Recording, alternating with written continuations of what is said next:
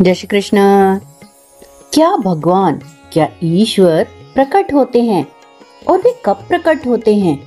यह प्रश्न लगभग हर व्यक्ति के मन में उठता है और बार बार उठता है। तो योगानंद जी कहते हैं कि ईश्वर अवश्य प्रकट होते हैं और बल्कि वे तो अपने भक्तों के सामने प्रकट होना ही चाहते हैं, क्योंकि वे तो परम पिता हैं और वे अपने बच्चों के समक्ष आना ही चाहते हैं। परंतु परम पिता इस बात से आश्वस्त होना चाहते हैं कि उनकी संतान केवल उन्हें ही चाहती है। उनके बच्चे ईश्वर से, परम पिता से मिले बिना किसी अन्य वस्तु से संतुष्ट नहीं होंगे। और जब ईश्वर को ऐसा अनुभव कराया जाए कि भक्त के हृदय में उनका स्थान प्रथम ही है, तो वे अवश्य ही प्रकट होंगे। परंतु जब उन्हें ऐसा अनुभव होता है कि ईश्वर का स्थान भक्त के हृदय में प्रथम नहीं है, तब वे स्वतः ही एक और हट जाते हैं। ईश्वर की खोज में एक व्यक्तिगत तत्व है जिसका योग के संपूर्ण विज्ञान पर दक्षता स्थापित करने की अपेक्षा अधिक महत्व है।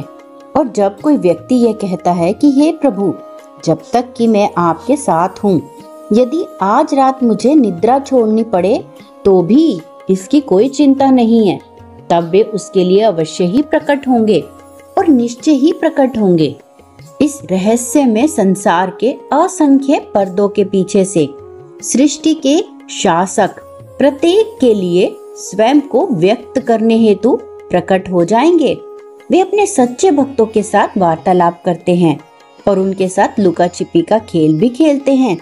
कभी कभी जब कोई चिंतित होता है तो वे अचानक किसी सांत्वनादायक सत्य को प्रकट कर देते हैं।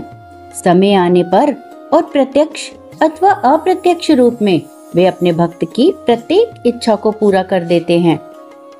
ईश्वर को स्वयं को समर्पित करने के लिए लुभाने हेतु अविचल अनवरत उत्साह का प्रयोग करना पड़ता है। कोई भी आपको यह उत्साह नहीं सिखा सकता, आपको स्वयं ही इसका विकास करना होगा। आप घोड़े को पानी तक ले जा सकते हैं, परंतु उसे पानी पीने के लिए बाध्य नहीं कर सकते जब तक कि घोड़ा स्वयं प्यासा ना हो और पानी पीने के लिए वो उत्साहित ना हो। जब वह उत्साहित होगा तो वह अपने उत्साह के साथ पानी को स्वयं ढूंढ लेगा। उसी प्रकार जब आपको ईश्वर की अत्यधिक चाह हो, जब आप किसी अन्य वस्तु को अनावश्यक महत्व नहीं देंगे, चाहे वे संसारिक परीक्षण या शारीरिक परीक्षण हो, तो वे दर्शन अवश्य देंगे। ईश्वर की प्राप्ति में सफलता के लिए सबसे महत्वपूर्ण कारक है इस दृढ़ इच्छा को बनाए रखना। यद्यपि ईश्वर हमारी सभी प्रार्थनाओं को सुनते हैं, तथापि वे सदा ही उत्तर नहीं देते। हमारी अवस्था उस बच्चे की सी है जो अपनी माँ को पुकारता है, परंतु माँ उसके पास आना आवश्यक नहीं समझती। वह उसे शांत रखने के लिए खिलौने भेज देती है। परंतु जब बच्चा माँ की उपस्थिति के अतिरिक्त अन्य किसी वस्तु से संतुष्ट होने से इनकार कर देता है, तब माँ आ जाती है।